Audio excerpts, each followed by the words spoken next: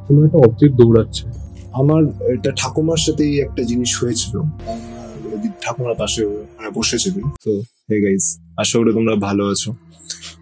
আমিও ভালো আছি। আজকে আমার স্টুডিওতে একটা নতুন মানুষের, জানি তোমরা অনেকজন আই থিঙ্ক ওকে চেনো।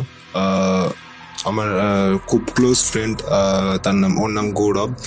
তো আজকে ও আমাদের সাথে একটা টপিক নিয়ে বা একটা স্টোরি নিয়ে আলোচনা করতে আমরা আজকে এই ভিডিওটা শুট করছি। স্টোরিটা কিছুই না, স্টোরিটা ওর লাইফে একটা ঘটে যাওয়া একটা সত্যিকারের ভূতের ঘটনা বা ওর শোনা কোনো একটা ভূতের ঘটনা। আর সেকেন্ড টপিক হচ্ছে ব্ল্যাক ম্যাজিক। মানে ব্ল্যাক ম্যাজিক জিনিসটা কি, মানে কি করে জিনিসটা মানে করা হয় জিনিসটা, ও সেটা হয়তো জানে না, বাট কখনো শুনেছে, কিছু হয়তো দেখেছে। এমন কোনো মানুষ দেখেছে যারা ব্ল্যাক ম্যাজিকের দ্বারা পজেস হয়েছে। তো আজকে এই টপিকটা নিয়ে আজকে আমরা দুজনে মিলে কিছুটা আলোচনা করা হবে। তো আমার নাম সঞ্জয়, তোমরা অনেকজনই আমাকে চেনো। তো আজকে বেশি লেট না করে চলো আজকে ভিডিওটা শুরু করা যাক। ফার্স্ট আমরা স্টার্ট করতে চাচ্ছি যে কিছু সত্যিকারের একটা ঘটনা যেটা তোর শোনা, মানে ভূতের একটা ঘটনা যেটা তোর শোনা, সেরকম একটা ঘটনা একটু যদি আমাদের সাথে শেয়ার করিস। আমি এটাই বলতে চাই যে ভূতের ঘটনা, রিয়েল লাইফ ইনসিডেন্ট শোনার আগে ভূত একটা মানুষের কি ক্ষতি করতে পারে সেটা জানানো। কিরকম? অ্যাকচুয়ালি দেখ, ভূত অনেক ধরনের হয়, যেরকম জিন, জিন্নাত, ঠিক আছে। তারপর আরেকটা আসে যেরকম পেত, পিশাচিনী, যোগিনী। তো এরকম অনেক ধরনের ভূত হয়, এক একটা এক একভাবে ক্ষতি করে। আমি জানি না সেটা সেদিন কি ধরনের ভূত ছিল। তো আমরা রাতে, তাও কটা হবে, 1টা নাগাদ আমরা গাড়ি নিয়ে আসছিলাম, তারাপীঠে গেছিলাম। তো আসার সময় রাস্তায় হট করে দেখি আমাদের গাড়ির আগে কোনো একটা অবজেক্ট দৌড়াচ্ছে। অবজেক্টটা কি আমরা ঠিকমতো আইডেন্টিফাই করতে পারলাম না। তার আগেই মানে এই জিনিসটা আমাদের চোখের নিমেষে উধাও হয়ে গেল। তো আরেকটু দূর যাওয়ার পর তারপর আমাদের একটু সন্দেহ, কিছুটা দূর যাওয়ার পরে আবার আমাদের জিনিসটা চোখে পড়লো। তারপর আমরা গাড়িটা থামিয়ে নিচে নামলাম, দেখলাম। তারপর দেখতে পেলাম একটা ষাঁড় টাইপেরই কিছু, কিন্তু আমাদের গাড়ির আগে দৌড়াচ্ছে। আর গাড়িরও মোটামুটি ভালোই গতি ছিল, মোটামুটি 90, 100, 110 এরকম কিছু ছিল, ঠিক আইডিয়া নেই, কিন্তু এরকমই প্রায় গতি ছিল। তো তার আগে যে কোনো পশু দৌড়ে যাওয়া সম্ভব না, বিশেষ করে একটা গরু। যাই হোক, তারপর পরে আমরা একটা পেট্রোল পাম্পের পাশে একটা দোকানের মতো ছিল ছোট। তো সেখান থেকে জানতে পারি যে মাঝে মধ্যেই সেই জায়গাটাতে প্রাণীটাকে দেখা যায়। আর কেউ যদি মানে তখনই তার সাথে সাথে মানে থেমে যায় বা তার পিছনে পড়ে যায়, তাহলে তার মানে পরের দিন আর পাওয়া যায়। মানে এটা কি সম্ভব হতে পারে যে কোনো মানে গরু বা এরকম কিছু এনটিটি জাস্ট মানে ওটা রূপ ধরে হয়তো সাথে ছিল। আচ্ছা, আমার একটা যেমন কোশ্চেন ছিল, যেটা মানে ধর কোনো পেত আত্মা বা কোনো আত্মা, সেটা কি কোনো মানে ধর কোনো একটা মরা মানুষ শুয়ে আছে বা কোনো একটা মরা পশু, তো তাদের শরীরটাকে কি তারা ইউজ করতে পারে? ফার্স্ট অফ অল এটাই বলবো যে কোনো আত্মাই বা কোনো এন্টিটি কোনো মানুষের শরীরে ঢুকতে পারে না, সেটা জীবিত বা মৃত। সেটা জাস্ট অরা মন্ডলটা যেটা থাকে সেটা ক্যাপচার করতে পারে বা তার উপর ডিপেন্ড করে তাকে কন্ট্রোল করতে পারে। তাহলে যেরকম অনেক সময় শোনা যায় ভূতে ধরেছে কোনো মানুষকে, তাহলে সেটা কিভাবে সম্ভব? প্রত্যেকটা মানুষের একটা অরা মন্ডল থাকে, যেরকম একটা পজিটিভ, একটা মানুষের সাথে থাকলে একটা থাকে না পজিটিভ ভাইব, নেগেটিভ ভাইব আসে, সেটাই তার অরা মন্ডলের উপর ডিপেন্ড করে, তার অরা মন্ডল কতটা স্ট্রং। ক্যাপচার করে তাকে কন্ট্রোল করার চেষ্টা করে। মানে কোনো ভূতের বা কোনো পেতাত্মা বা কোনো এন্টিটির কোনো ওরম করে কোনো মানে হয় না যে কোনো কারো ভেতরে প্রবেশ করা বা কিছু না করা যায় না? আমার মতে যতদূর আমি জানি যে একটা বডিতে একটাই সোল থাকতে পারে। আচ্ছা, মানে একটা বডিতে একটাই সোল থাকতো, অন্য কোনো কেউ ওটা প্রবেশ করতে পারবে না।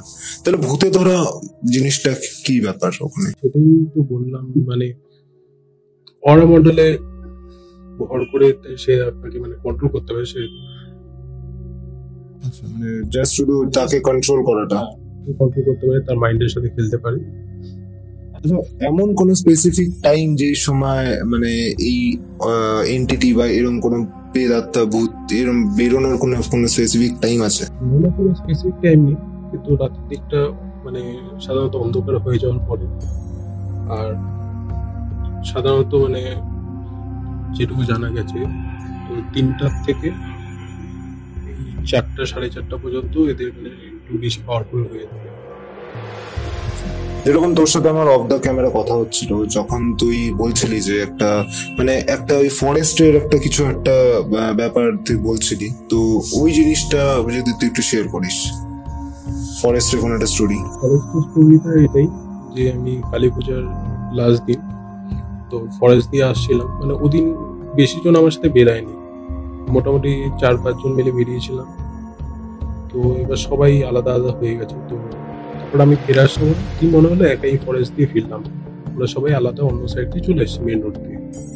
এই ফরেস্টের ভিতর দিয়ে ফিরছিলাম, তো হঠাৎ করে একটা সাইডে চোখ পড়লো, দেখে মনে হলো কিছু একটা আছে, কিন্তু ভালো করে যখন দেখলাম গাড়ি স্লো করে, গাড়ি ঠিক না বাইকে ছিলাম, বাইক স্লো করাতে দেখলাম যে কোনো একটা কিছু মানে একটা এন্টিটি টাইপেরই কিছু সাইডে দাঁড়িয়ে আছে, মানে কোনো শেপ নেই কিছু নেই, কিন্তু বোঝা যাচ্ছে যে পরিষ্কার একদম দাঁড়িয়ে আছে আর আমার দিকে বারবার করে তাকাচ্ছে। তারপর আমি তো গাড়ি স্পিড বাড়ালাম, অবভিয়াসলি গাড়ি স্পিড বাড়িয়ে চলে আসলাম।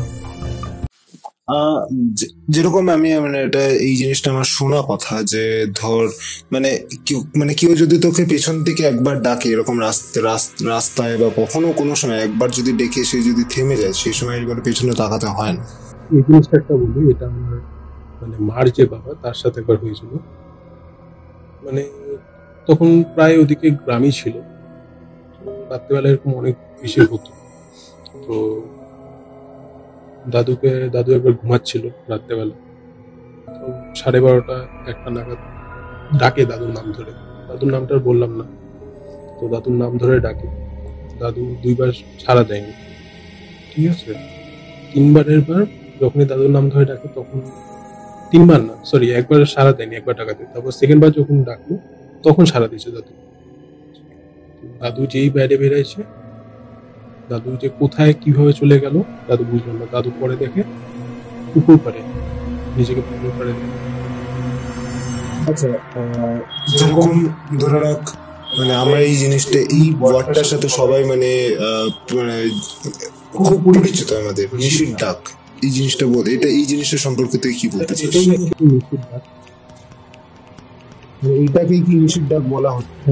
নিশির ডাক সেটা হচ্ছে অ্যাকচুয়ালি 3বার না 2বার, হাইস্টলি 3বার ডাকবে, ঠিক আছে, এরপরে ডাকে না, আর আস্তে আস্তে এদের গলার শটটা চেঞ্জ হতে থাকে, মানে যত ইগনোর করা হবে আওয়াজটাকে তত বেশি মধুর সুরে ডাকে এরা।